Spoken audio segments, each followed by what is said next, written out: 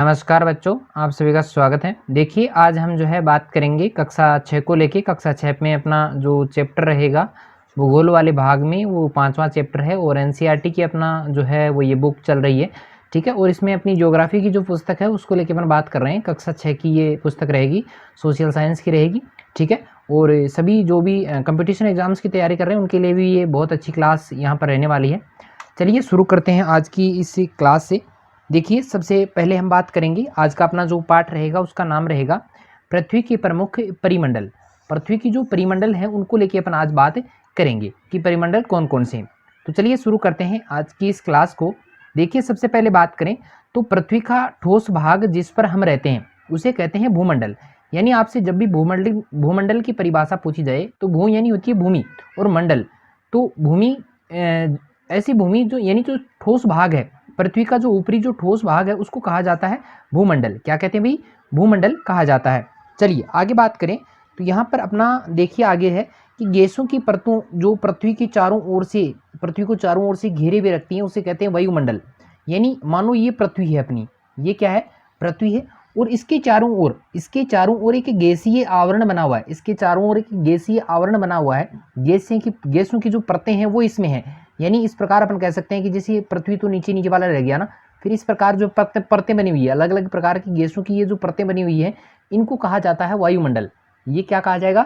वायुमंडल कहा जाएगा। चलिए आगे मैं बात करूं तो पृथ्वी के बहुत बड़े भाग पर जो है वो जल भी पाया जाता है, आपने देखा होगा, और उसे कहते हैं जलमंडल। देखा होगा कि पृथ्वी के एक तिहाई भाग पर जो है वो जल है। इसीलिए तो अपन देखो कई बार होता है पृथ्वी का स्थलीय भाग जो है वो न के बराबर है और जलीय भाग जो है वो बहुत ज़्यादा है। यानी लगभग 75% जो है, 75% भाग पृथ्वी का जो है वो जल से ढका हुआ है। इसका भी बहुत सारे इसके इफेक्ट हैं। देखिए क्या होता है तो जीवमंडल जो है, देखो अपने जो है वायुमंडल की बात कर ली, जलमंडल की बात कर ली, और जीवमंडल भी एक इसका भी एक सीमित क्षेत्र है। जीवमंडल कहाँ पाया जाता है? जहाँ पर जल होता है, वायु होती है, स्थल होता है। यानी ये तीनों चीजें जहाँ पर, इन तीनों चीजों की जहाँ पर उपलब्धता होगी वहां पर क्या पाया जाएगा? जीवमंडल पाया जाएगा। यानी जीवन कहाँ पर संभव है? जहाँ पर जल होगा, वायु होगी और स्थल होगा, ये सब चीजें जहाँ पर होंगी उसे कहते हैं जीवमंडल, ठीक है। और आगे बात करें, देखिए भूमंडल क्या होता है। भूमंडल को लेकर थोड़ी गहराई से अपन बात करेंगे। वो भी बात करेंगे कि पृथ्वी का जो है, पृथ्वी को जो है नीला जो है ग्रह क्यों कहा जाता है, उसका भी क्या कारण है। बहुत सारे सवाल जो है आपके दिमाग में आ रहे होंगे, सारे सवालों को अपन क्लियर करते जाएंगे। तो देखिए अभी हम बात कर रहे हैं भूमंडल की। यानी भूमंडल जो है वो क्या होता है। देखिए पृथ्वी का ठोस भाग जो है वो क्या कहलाता है? भूमंडल कहलाता है। पृथ्वी का जो ठोस भाग है वो भूमंडल कहलाता है। पहले से ही इसकी बात हो चुकी है। और इसका निर्माण जो है वो किससे होता है? भूपर्पटी की चट्टानों से और मिट्टी की परतों, पतली जो परतें होती हैं उनसे होता है। और इसमें देखो जीवों के लिए जो है पोषक तत्व भी पाए जाते हैं। यानी जो पृथ्वी है अपनी उसकी ऊपरी भाग जो भूपर्पटी, यानी पर्पटी के नाम से अपन जिसे जानते हैं, भूपर्पटी की जो चट्टानें हैं उनसे और मिट्टी की जो पतली परतें हैं उनसे मिलकर इसका निर्माण होता है, ठीक है। समझ में आई होगी बात। चलिए आगे बात करें तो पृथ्वी की सतह जो है उसको दो भागों में बांटा जा सकता है। पृथ्वी की जो सतह है उसे कितने भागों में बांट सकते हैं? दो भागों में। सबसे पहले मैं बात करूं तो महाद्वीप, यानी बड़े स्थलीय जो भूभाग होते हैं उनको कहा जाता है महाद्वीप। और दूसरी में बात करूं महासागरीय बेसिन, यानी बड़े जो जलाशय होते हैं, बड़े बड़े जो जल के कुंड होते हैं उनको कहते हैं महासागरीय बेसिन, ठीक है। यानी महासागरों को अपन जो है महासागरीय बेसिन के नाम से जानते हैं। तो पृथ्वी की सतह को अपन ने दो भागों में बांटा है। एक तो अपना स्थलीय भाग हो गया, यानी जिसका अपना क्या हो गया? महाद्वीप हो गया। एक तो जो स्थलीय भाग है उसमें महाद्वीप हो गया। और अपना एक जो है सागरीय भाग जो है उसे कहते हैं, जैसे समुद्र वाला जो भाग है, समुद्र वाले जो भाग है उसको कहते हैं महासागरीय बेसिन, ठीक है। तो पृथ्वी के ये भाग आपको दोनों याद रखने हैं। चलिए आगे मैं बात करूं भूमंडल को लेकर अपन बात करें तो समुद्री जल का तल जो है वो सभी जगह समान नहीं होता। समुद्री जो जल है, देखो ऊपर से तो वो समान होता है, लेकिन समुद्री जल का जो तल होता है, जो पेंदा होता है, जैसे मैं मानूं यहाँ पे, जैसे ये अपना ये रहा, कोई बर्तन ले लिया अपन ने, ठीक है, और इसमें भरा हुआ है जल। क्या भरा हुआ? भी जल भरा हुआ है, ये अपना जल है, ठीक है। अपन इसको मान लेते हैं समुद्री जल। क्या मानते हैं? समुद्री जल मानते हैं। तो समुद्र में क्या है कि ये जो पेंदा है, ये नीचे वाला जो पेंदा है वो समान नहीं होता। ये कैसा होता है? ये इस प्रकार जो है हो सकता है, कहीं पे ऊंचा हो सकता है, कहीं पे जो है किसी भी प्रकार की जो है स्थलाकृति नीचे जो है हो सकती है। तो कहीं पे ऊंचा हो सकता है, कहीं पे नीचा हो सकता है, तो सभी जगह वो समान नहीं होता है। चलिए आगे मैं बात करूं तो स्थल की ऊंचाई को समुद्र तल से मापा जाता है। अब देखिए यहाँ पर स्थल की जो ऊंचाई मापी जाएगी, उसका जो निम्नतम जो बिंदु जो रखा जाएगा वो रखा जाएगा समुद्र तल। ठीक है, अब ये मान लो समुद्र है, यहाँ पर ये क्या है, समुद्र है। समुद्र के आगे मैं बात करूँ तो यहाँ पर जैसे मान लो कोई पर्वत है, इस पर्वत की ऊंचाई नापनी है तो इस समुद्र के तल से मापी जाएगी। कहाँ से मापी जाएगी? इस समुद्र का जो तल है उससे मापी जाएगी। और इस तल को हमेशा क्या माना जाएगा? शून्य माना जाएगा। क्या माना जाएगा भाई? स्थल की अगर ऊंचाई आपको मापनी है तो समुद्र तल जो है उससे मापा जाएगा।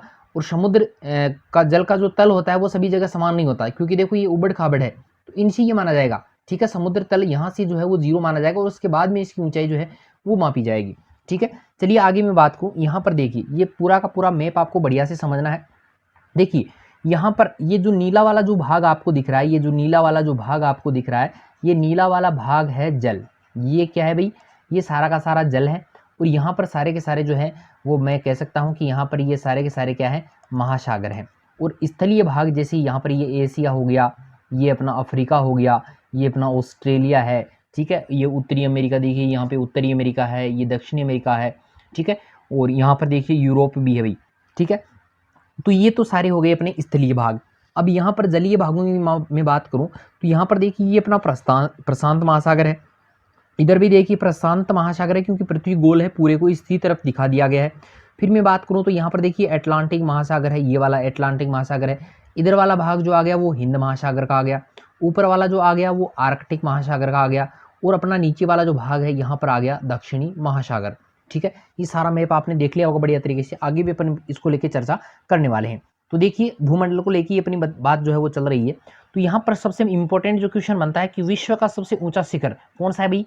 माउंट एवरेस्ट है। विश्व के सबसे ऊंचे शिखर की अगर बात की जाए तो माउंट एवरेस्ट है। और इसकी समुद्र तल से अगर ऊंचाई आपसे पूछी जाए तो वो रहेगी 8,848 मीटर। कितनी रहेगी भाई?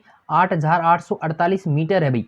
तो इसको थोड़ा सा ध्यान में रखना है कि ये मीटर वाला है या किलोमीटर वगैरह, ये थोड़ा सा आपको ध्यान रखना है। ठीक है, चलिए आगे चलते हैं। तो विश्व का सबसे गहरा, देखिए यहाँ पे मोस्ट इंपॉर्टेंट क्वेश्चन बन रहे हैं कि विश्व का सबसे गहरा भाग जो है वो प्रशांत महासागर का मेरियाना गर्त है। देखिए ऊंचाई की अगर बात की जाए तो वो माउंट एवरेस्ट है। ऊंचाई की बात करेंगे तो वो माउंट एवरेस्ट रहेगा। और अगर हम गहराई की बात करें, सबसे गहरे गर्त की अगर बात करें तो वो रहेगा मेरियाना गर्त। और इसकी जो गहराई है वो है 11,022 मीटर। तो ये ध्यान में रखना है, ये इसकी गहराई है। और यहाँ पर माउंट एवरेस्ट की जो है ऊंचाई दी गई है। और ऊंचाई को मापने का जो एक अपन ने जो बिंदु माना है वो माना है समुद्र तल को। और समुद्र तल को अपन ने कितना माना? 0 माना है। ठीक है, चलिए आगे मैं बात करूं तो न्यूजीलैंड का एडमंड हिलेरी तथा भारत के तेंजिंग नोर्गे शेरपा, दो नाम है भाई। एक तो न्यूजीलैंड के हैं एडमंड हिलेरी और भारत के हैं एक तेंजिंग नोर्गे शेरपा। 29 मई की बात है 1953 को पृथ्वी के सबसे ऊंचे शिखर, ऊंचा शिखर कौन सा था? अब ये भी बात की थी, माउंट एवरेस्ट 8,848 मीटर की ऊंचाई पर चढ़ने वाले पहले व्यक्ति थे। अगर हम बात करें न्यूजीलैंड का भी एडमंड हिलेरी था, भारत का तेंजिंग नोर्गे शेरपा था। 29 मई सन 1953 की बात है। पृथ्वी के सबसे ऊंचे शिखर यानी माउंट एवरेस्ट पर चढ़ने वाले पहले व्यक्ति बने थे। ठीक है, याद रहेगा, प्रश्न बढ़िया बनते हैं यहाँ से। आगे मैं बात करूं तो जापान की जुंगो ताबेई विश्व की पहली महिला थी जिसने 15 मई सन 1975 को एवरेस्ट पर कदम रखा। अगर महिला की बात की जाए तो आपको जापान की एक महिला का नाम याद रखना है, जुंको ताबेई। जुंको ताबेई जो है वो पहली महिला है जो 15 मई सन 1975 को जो है एवरेस्ट पर कदम रखती है। चलिए आगे मैं बात करूं, भारतीय महिला के बारे में भी पूछा जा सकता है जो माउंट एवरेस्ट पर पहली बार जिसने कदम रखा था, तो वो थी बछेंद्री पाल। कौन थी भाई? बछेंद्री पाल थी, जिसने 23 मई सन 1984 को एवरेस्ट पर पहला कदम रखा था। अब देखिए मई के महीने में ही जो है एवरेस्ट पर चढ़ाई की जा सकती है, इसीलिए ये डेट जो है वो बहुत नज़दीक है। जैसे ये 29 मई आ गई, ये 15 मई आ गई, ये 23 मई आ गई, क्योंकि इस समय जो है काफ़ी जो है अपने बात करूँ मैं भारत की, तो भारत जो है उत्तरी गोलार्ध में आता है। तो यहाँ पर सूर्य की किरणें उस समय सीधी पड़ रही होती हैं। गर्मियों की टाइम जो है वो इस समय शुरू हो जाता है, बढ़िया से चल रही होती है, तभी जो है आप माउंट एवरेस्ट पर चढ़ाई कर सकते हैं। चलिए मैं आगे बात करूँ, महाद्वीपों को लेके अपन जो है बात करेंगे। तो महाद्वीपों के लिए देखिए महाद्वीप कौन कौन से हैं अपने। तो महाद्वीप पृथ्वी पर अगर महाद्वीपों की बात की जाए तो पृथ्वी पर कुल कितने महाद्वीप हैं? 7 महाद्वीप हैं। सबसे पहला क्रम से आपको याद रखना है, देखिए एशिया महाद्वीप है, दूसरा है यूरोप, तीसरा है अफ्रीका, चौथा है उत्तरी अमेरिका, पांचवा है दक्षिणी अमेरिका, छठा है ऑस्ट्रेलिया और नंबर 7 पे जो रहेगा वो रहेगा अंटार्कटिका, ठीक है। और विश्व के स्थलीय भाग का बड़ा भाग जो है वो उत्तरी गोलार्ध में पाया जाता है। Very very most important question ये रहेगा कि विश्व के स्थलीय भाग का एक बहुत बड़ा भाग जो है वो पाया जाता है अपने उत्तरी गोलार्ध में, ठीक है। चलिए आगे चलते हैं, अब बात करते हैं एशिया को लेके। देखिए आपको ये पीले कलर में जो भाग दिख रहा है इधर से लेके यहाँ पर, देखिए ये पीला वाला जो भाग आपको दिख रहा है, ये पीला वाला भाग जो है वो पूरा का पूरा एशिया का भाग है, ठीक है। यहाँ से लेके यहाँ तक ये पूरा का पूरा जो भाग रहेगा वो किसका है, एशिया का है। जिसमें देखो तिब्बत का पठार यहाँ पर है, यहाँ पर मैं बात करूँ तो यहाँ पर आपको यूराल पर्वत देखने को मिलेगा, और यहाँ पर हिमालय पर्वतमाला भारत में दिख रही होगी, ये इधर श्रीलंका है, ये भारत रहेगा, ठीक है। चलिए इसके बारे में कुछ इंपॉर्टेंट बातें याद रखते हैं। सबसे पहली बात ये रहेगी कि विश्व का सबसे बड़ा महाद्वीप कौन सा है, तो वो रहेगा एशिया। विश्व के सबसे बड़े अगर महाद्वीप की बात की जाए तो वो कौन सा रहेगा, एशिया रहेगा। चलिए दूसरी में बात करूँ तो पृथ्वी के कुल क्षेत्रफल के 1/3 क्षेत्र में, यानी कुल जो क्षेत्रफल है उसका 1/3 जो भाग है वो किसका है, एशिया का है। चलिए आगे बात करें तो इम्पोर्टेंट बात है कि ये कौन से गोलार्ध में स्थित है, पूर्वी गोलार्ध में है। आगे देखिए कर्क रेखा इस महाद्वीप से गुजरती है, कर्क रेखा ये रही, कर्क रेखा ये वाली जो रेखा आपको दिख रही है ये वाली कर्क रेखा है, और ये वाली जो है वो है भूमध्य रेखा, यानी जिसको अपन कह सकते हैं 0 डिग्री अक्षांश, ठीक है। चलिए आगे मैं बात करूं तो इसके पश्चिम में आपको मिलेगा यूराल पर्वत। देखिए ये पश्चिम वाला भाग है और यहाँ पर आपको दिख रहा होगा यूराल पर्वत, ठीक है। ये यहाँ पर कौन सा है, यूराल पर्वत है, जो यूरोप से इसे अलग करता है। देखिए यूरोप महाद्वीप जो है वो यहाँ पर है, और यूरोप से एशिया को अलग करने वाला जो पर्वत है वो कौन सा है, यूराल पर्वत है। चलिए आगे बात करें तो यूरोप एवं एशिया के संयुक्त भूभाग, देखो यूरोप और एशिया वाला जो संयुक्त भाग है, इन दोनों को मिलाने वाला जो भाग है पूरा का पूरा ही, अगर दोनों को मिला दिया जाए तो उसे कहा जाएगा यूरेशिया। यूरोप और एशिया को क्या कहा जाता है, यूरेशिया कहा जाता है। चलिए अभी हम नेक्स्ट महाद्वीप को लेकर बात करें तो वो रहेगा अपना यूरोप महाद्वीप। देखिए यहाँ पे यूरोप वाला ये भाग दिख रहा होगा, यूराल पर्वत अपन ने अभी अभी देखा था, ये यूराल पर्वत इधर है, और इधर आर्कटिक महासागर आ गया, और इधर देखिए आल्प्स श्रेणी है। यूरोप महाद्वीप में सबसे बड़ी जो श्रेणी मानी जाती है आल्प्स पर्वत की मानी जाती है। इधर वाला जो भाग रहेगा वो भूमध्य सागर का भाग है, नजर आ रहा होगा बढ़िया से, ठीक है। चलिए इसकी भी कुछ इंपॉर्टेंट बातें देखते हैं। ये एशिया के पश्चिम में स्थित है, वेरी वेरी मोस्ट इंपॉर्टेंट है। चलिए आगे बात करें तो इसके ये आर्कटिक वृत्त जो है वो इससे होकर गुजरता है, आर्कटिक वृत्त जो है वो इसी से होकर गुजरता है, ठीक है। आगे मैं बात करूं तो इसकी 3 तरफ जल मिलेगा आपको भाई। देखिए स्थल सिर्फ इस तरह है, पूर्वी वाले क्षेत्र में ही इसके स्थल है, बाकी तीनों और जो है इसके जल ही जल मिलेगा। चलिए आगे बात करें अफ्रीका को लेके। देखिए यहाँ पे बहुत गहराई से नहीं बताया जा रहा है, क्योंकि यहाँ पर ये कक्षा 6 के लिए ही जो है, कक्षा 6 की जो पुस्तक में जहाँ जितना दिया गया है उतने को ही लेकर अपन चल रहे हैं, क्योंकि सभी के लिए जो है ये तैयार किया गया है। चलिए अफ्रीका महाद्वीप आपको जो है वो दिख रहा होगा, ये अफ्रीका वाला भाग है पूरा का पूरा, यहाँ से लेके ये देखिए ये पूरा का पूरा जो रहेगा वो अफ्रीका ही रहेगा, ठीक है। ये अफ्रीका का भाग है, यहाँ पर भूमध्य सागर है, इधर आ गया जो है यूरोप महाद्वीप आ गया, इधर वाला एशिया का भाग आ गया, इधर हिंद महासागर है, और इधर जो रहेगा वो रहेगा जो है अपना कौन सा था, अटलांटिक महासागर, ठीक है। चलिए यहाँ पे आपको ये एटलस पर्वत की जो श्रेणी है वो नजर आ रही होगी, और यहाँ पर सहारा का मरुस्थल भी है, और इधर जो है वो नील नदी भी बहती है। आगे मैं बात करूं तो ड्रेकन्सबर्ग जो पर्वत है वो भी आपको जो अफ्रीका का जो दक्षिणी भाग है वहां पर नजर आ रहा होगा। चलिए सबसे इंपॉर्टेंट बात है यहाँ पर देखते हैं कि एशिया के बाद विश्व का दूसरा सबसे बड़ा महाद्वीप की अगर बात की जाए तो वो रहेगा अपना अफ्रीका। इसके बाद में देखिए विषुवत वृत्त जो है वो इसके बिल्कुल मध्य से गुजरती है। विषुवत वृत्त ये देखिए विषुवत वृत्त है, 0 डिग्री अक्षांश जो है वो इसके बीच में से गुजरती है। आगे मैं बात करूँ तो बड़ा भाग जो है इसका उत्तरी गोलार्ध में स्थित है। देखो ये 0 डिग्री वाला है, इसका बहुत बड़ा भाग जो है वो इस तरफ आपको मिलेगा, और दक्षिण वाला जो भाग है दक्षिण वाले भाग में जो है बहुत कम है ये ना, ठीक है। आगे बात करें तो एकमात्र महाद्वीप है जिसमें से आपको कर्क रेखा, मकर रेखा और विषुवत रेखा तीनों रेखाएं गुजरेंगी। देखिए ऊपर वाली जो रहेगी ये है अपनी कर्क रेखा, कौन सी है भाई, कर्क रेखा है।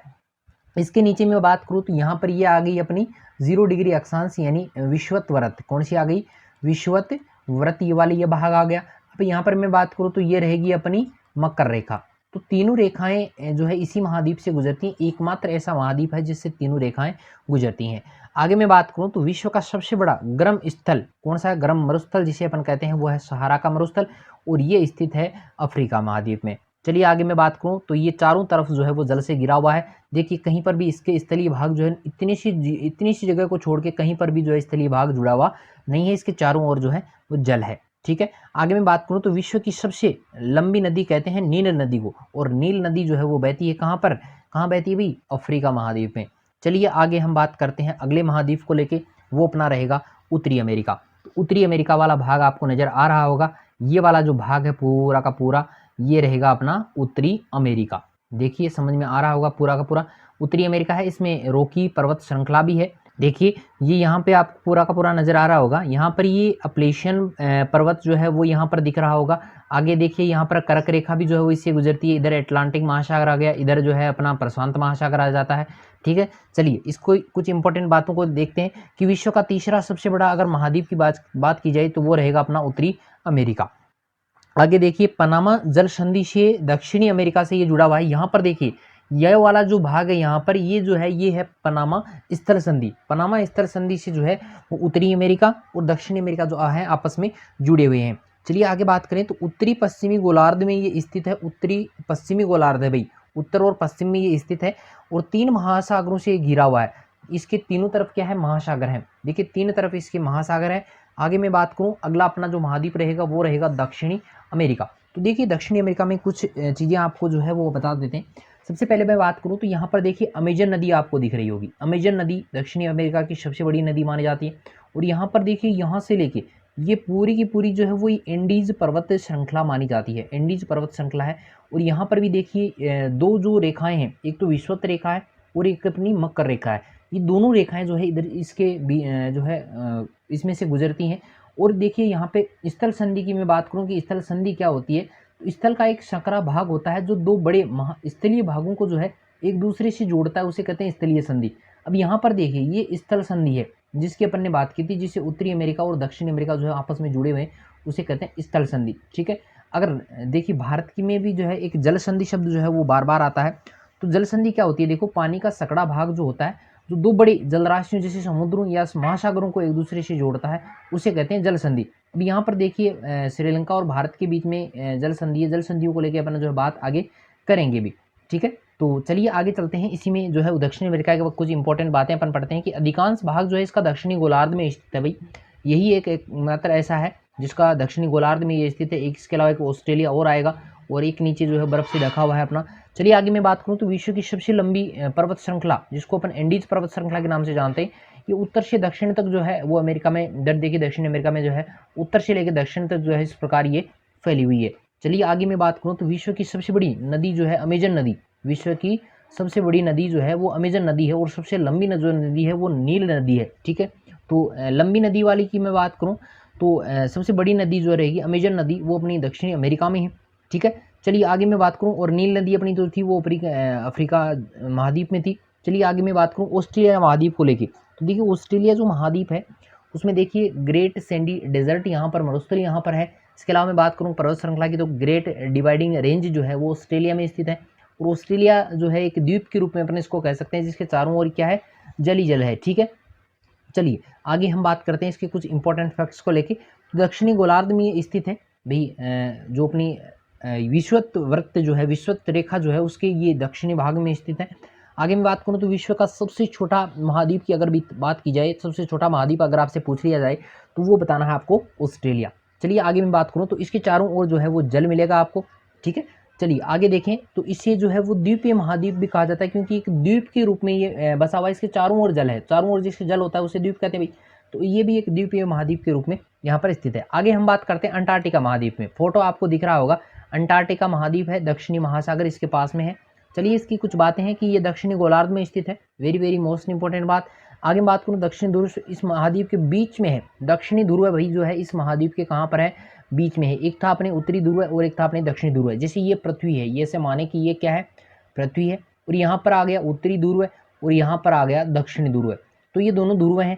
अब यहाँ ये वाला जो भाग है, ये वाला जो भाग है वो क्या है, अपने अंटार्कटिका है। कौन सा भाई, अंटार्कटिका। चलिए आगे हम बात करें तो हमेशा जो है ये मोटी बर्फ से ढका हुआ रहता है, देखिए इसलिए सफ़ेद वाला भाग जो है इसको बनाया गया है। ठीक है, ये हमेशा जो है बर्फ़ से ढका रहता है, क्योंकि सूर्य की किरणें बहुत कम समय के लिए जो है यहाँ पर दिखाई देती हैं। आगे देखिए, यहाँ पर किसी भी प्रकार के स्थायी मानव का निवास जो है वो यहाँ पर नहीं है। स्थायी रूप से कोई भी मनुष्य यहाँ पर निवास नहीं करता। सबसे वेरी वेरी इंपॉर्टेंट बात ये वाली रहेगी, क्या है कि यहाँ भारत के 2 शोध संस्थान, एक तो है मैत्री और दूसरा है दक्षिणी गंगोत्री। ये 2 जो है शोध संस्थान यहाँ पर स्थित है। विश्व के अनेक देशों के शोध संस्थान जो है वो यहाँ पर स्थित हैं। भारत की वे भी वहाँ पर 2 शोध संस्थान है, एक तो है मैत्री और दूसरा रहेगा दक्षिणी गंगोत्री। चलिए, इतना समझ में आया होगा। अभी हम चलते हैं, देखो स्थल खंड वाला भाग अपना पूरा हो चुका है, भूमंडल वाला भाग पूरा हो चुका है। अभी हम जिस खंड को लेकर बात करेंगे वो है अपना जल मंडल। तो जल मंडल में देखिए, ये फोटो आपको नजर आ रही होगी, 97.5% पानी अपनी पृथ्वी पर है, और जो है महासागरीय जल है। और लवण जल की मैं बात करूं तो सिर्फ 2.5% जल जो है वो बिना खार, बीच में जो है खारा नहीं है, ये मीठा पानी है, पीने योग्य पानी है। और 97.5% जो है उस पानी को हम पी नहीं सकते हैं। चलिए, जलमंडल, पृथ्वी को नीला ग्रह भी कहा जाता है। क्यों कहते हैं, ये आपको इस फोटो को देख के समझ में आ रहा होगा, क्योंकि यहाँ पर देखिए पूरा का पूरा जल का ये भाग है।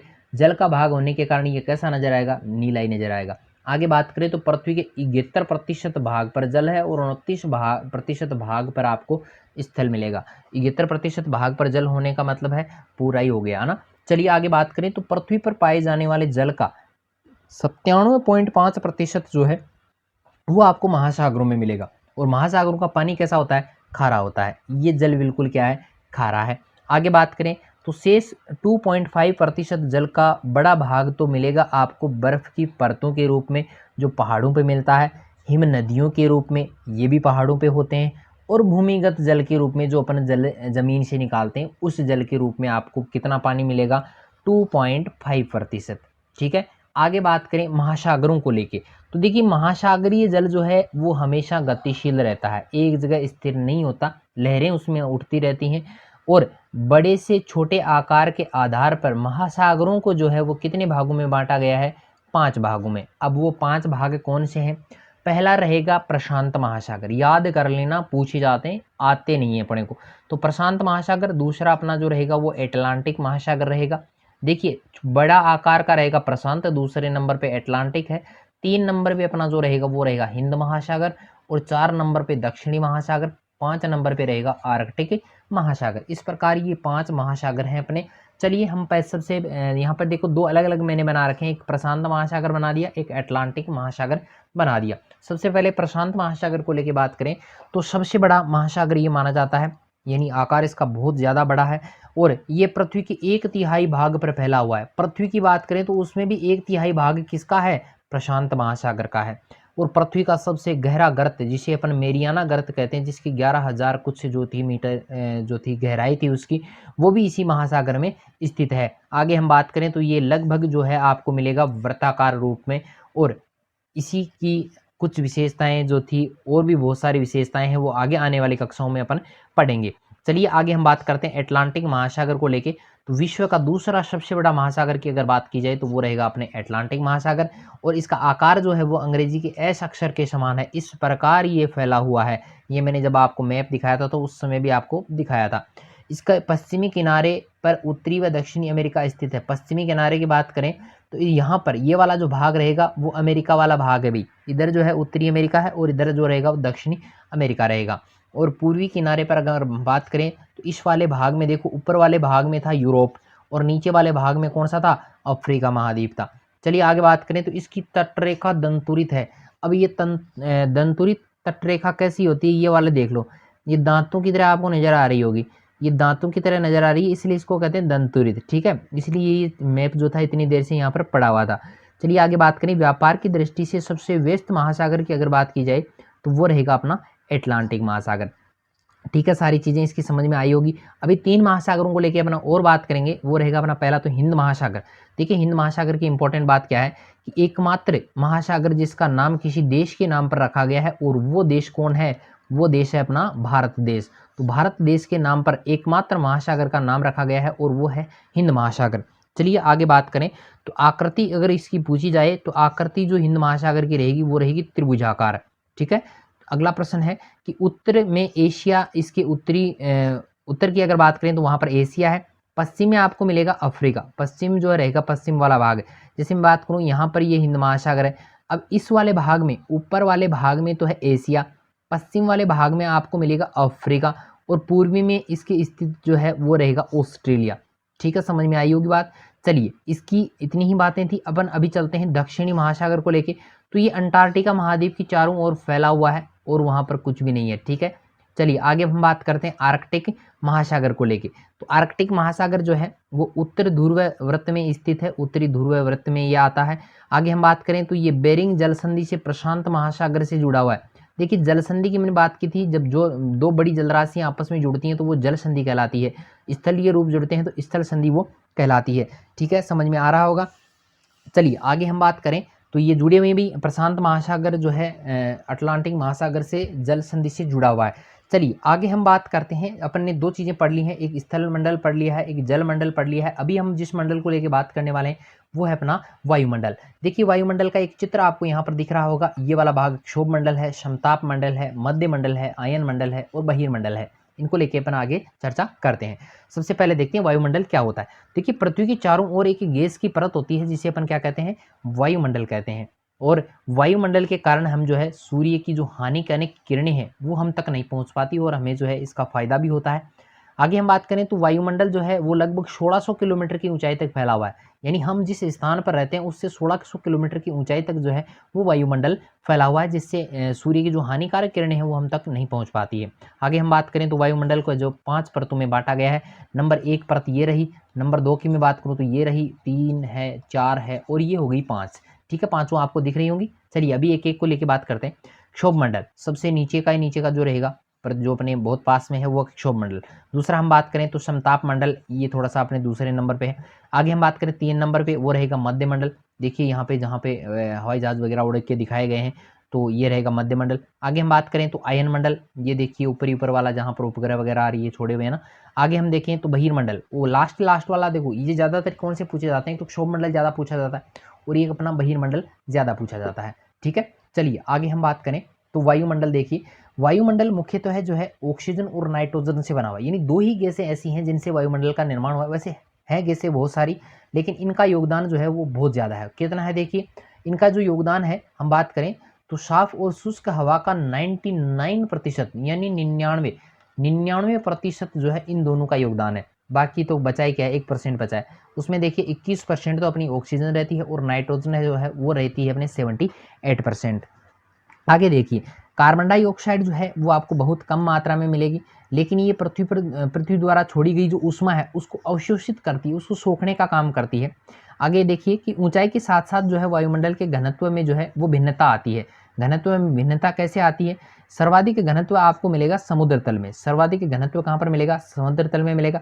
और जैसे जैसे हम ऊपर जाते हैं, समुद्र तल से हम जैसे जैसे ऊपर जाते हैं तो घनत्व में कमी आने लगती है। ठीक है, घनत्व में कमी आने का मतलब क्या हुआ कि पर्वतारोही जो होते हैं, यानी पर्वतों पर घूमने वाले जो होते हैं, वो हवा में घनत्व कम होने के कारण उनको सांस लेने में तकलीफ होती है। समुद्र तल में उनको तकलीफ नहीं होती, लेकिन तकलीफ कहाँ होती है? पर्वतों पे होती है। ठीक है, चलिए आगे हम बात करें। हम पृथ्वी से जैसे जैसे ऊपर जाते हैं तो तापमान जो है वो घटता जाता है। ठीक है, तापमान घटेगा तो वायुदाब बढ़ेगा। ठीक है, आगे देखिए उल्टा सिस्टम होता है वायुदाब का और तापमान का। आगे देखिए कि वायु हमेशा जो है उच्च दाब से जो है वो निम्न वायुदाब की ओर बहती है। अब मान लो एक स्थान ये है, यहाँ पर है उच्च वायुदाब और यहाँ पर है निम्न वायुदाब, तो यहाँ पर जो हवा बहेगी वो इस प्रकार बहेगी, यानी इस दिशा से जो है वो हवा आज चलेगी। अब मान लो यहाँ पर ये हो गया अपना उच्च वायुदाब वाला और ये हो गया अपने निम्न वायुदाब, ये उच्च वायुदाब और निम्न वायुदाब। तो इस प्रकार हवा जो है इस तरफ बहेगी। ठीक है, चलिए आगे हम बात करें तो गतिशील वायु जो है उसे हम पवन कहते हैं। देखिए कई बार कहते हैं कि पवन और हवा और वायु सब एक ही होते हैं, लेकिन एक नहीं होते। गतिशील जो वायु होती है उसे हम कहते हैं पवन। ठीक है, चलिए आगे देखिए, ये चित्र आपको दिख रहा होगा, जीवमंडल वाला चित्र है। तो यहाँ पर देखिए ये वायुमंडल है, ऊपर वाला जो भाग है वो वायुमंडल का है। ये स्थल मंडल अपन ने पढ़ लिया है।